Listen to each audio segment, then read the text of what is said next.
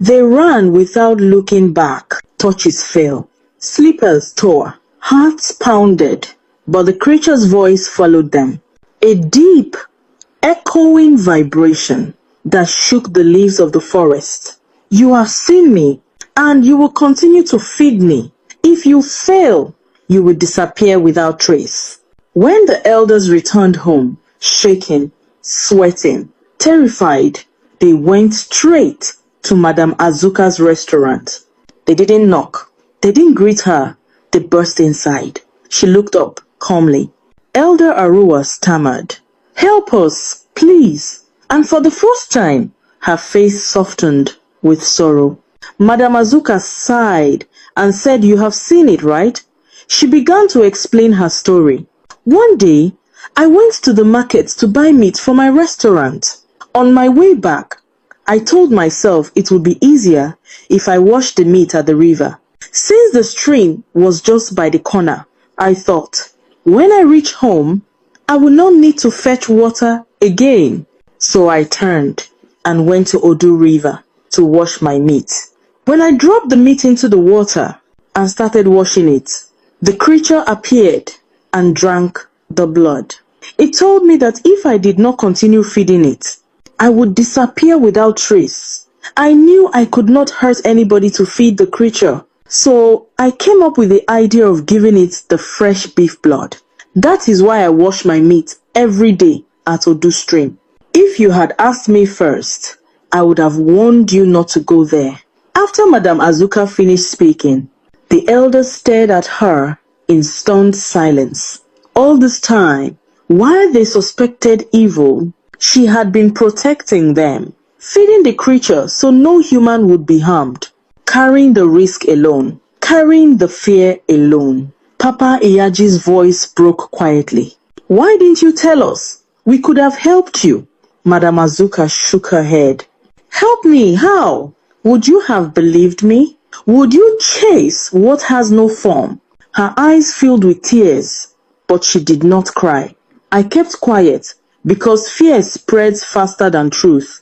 The elders knew she was right. If the village had known earlier, they would have abandoned the land and even accused her of witchcraft. Instead, her silence brought them peace. But now the creature has seen them, heard them, marked them, and there was no going back. Papa Iyaji spoke again. "What do we do now?" Madame Azuka lowered her head. "Tonight, we end it." The elders looked at one another, terrified, but they understood. This was no longer her burden alone. That night, they returned to Odu Stream. Madame Azuka walked ahead, a pot of beef, fresh meat balanced perfectly on her head. The elders followed close behind, clutching torches, charms, and trembling courage.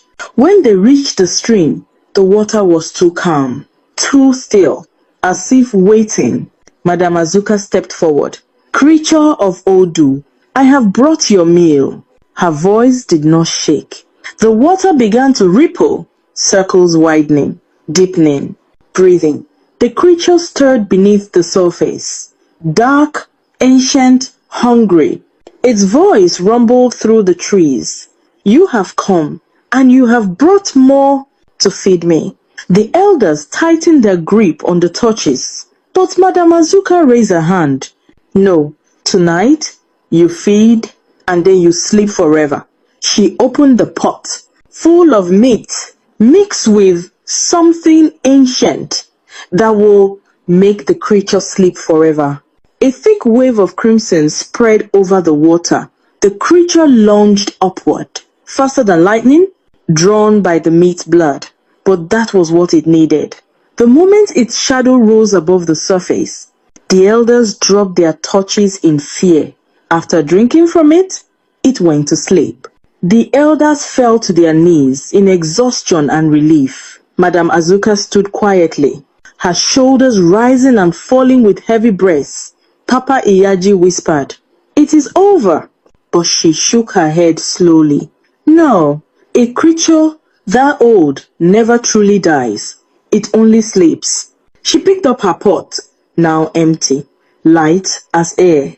The elders bowed their heads in gratitude. The next morning, for the first time, Madame Azuka did not walk to the stream. For the first time, her restaurant remained closed. For the first time, the village felt peace again.